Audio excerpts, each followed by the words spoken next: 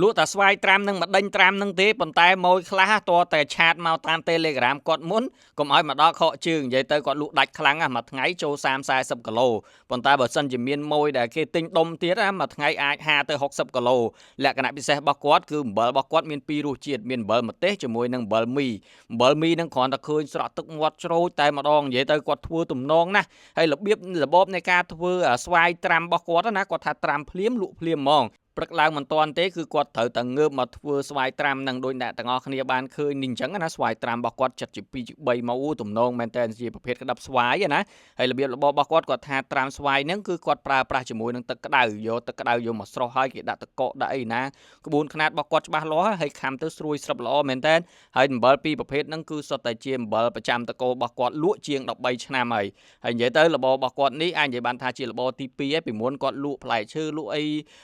នៅមុខរោងចក្រទេដាក់ទូលកញ្ឆេងទូលអីចឹងណាហើយបន្ទាប់មកបានគាត់ចាប់ផ្ដើមមកលក់នៅផ្សារបឹងកង្កងហ្នឹងដំបូងគឺគាត់លក់ព្រីងទេដល់ពេលអស់ខែព្រីងអញ្ចឹងទៅគាត់ថាខំជួលកន្លែងគេខំជួលអីបានហើយបើសិនជា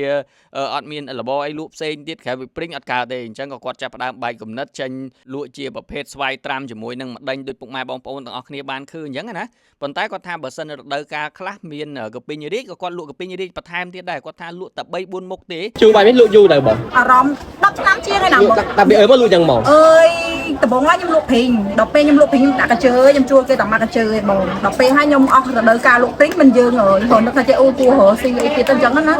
យើងជួលកន្លែងគេបានហើយដល់ពេលផុតរដូវកាលព្រីងហ្នឹងខ្ញុំក៏ចាប់ផ្ដើមលក់បញ្ជូរហ្នឹងហើយ13ឆ្នាំហើយសម្រាប់បញ្ជូរហ្នឹងបើលក់តាមរដូវវាដែរដូចជាមានរដូវណាហើយអញ្ចឹងឯងត្រូវហើយបងភាគច្រើនមាន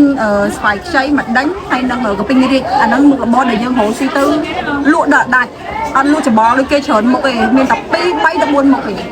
យ៉ាងច្រើនធំបំផុតអស់ហើយគឺ5មុខហើយគាត់ថាអត់មានលក់ច្បោកច្បល់ដូចគេ10 20មុខទេព្រោះអីគាត់ថាធ្វើឲ្យច្បាស់អីអញ្ចឹងណាតើយើងជំនាញអីមួយអញ្ចឹងទៅម៉ួយគាត់មកដល់គាត់ដឹងថាអូកន្លែងរបស់គាត់លក់ស្វាយត្រាំលក់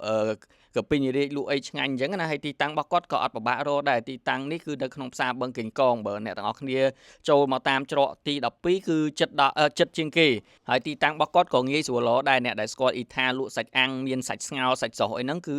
ទល់មុខគ្នានឹងឯងមកញ៉ាំសាច់អាំងហើយរៀងជូរមាត់អីចឹងចង់ដាក់ជាមួយនឹងស្វាយត្រាំ